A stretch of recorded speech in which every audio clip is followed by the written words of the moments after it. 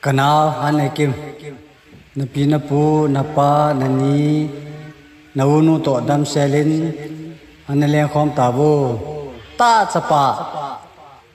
kapu than onin kapa than onin ke ma than onin napan pumeya nama ko nai te kanau dam selin chitan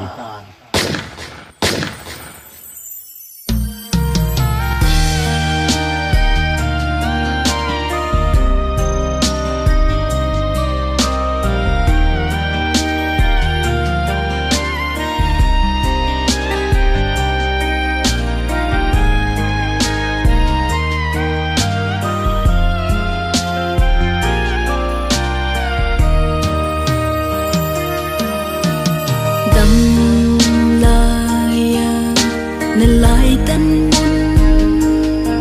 na su thi na lai cha gi in sa iti din kana gi pu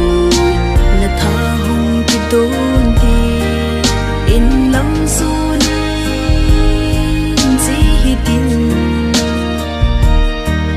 na u le na nau ti sing hon ki pa in ai lam tu vin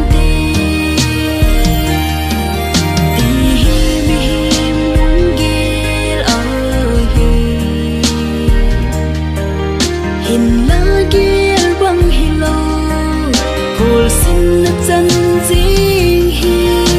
na me lom boy kana ke it o nau kim ti din na me lom boy na me lom thai him po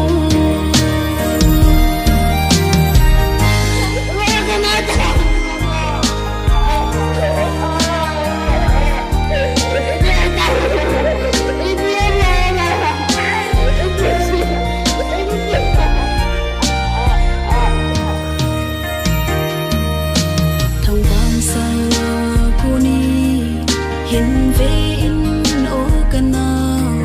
lom lâu khul sin na cha kalima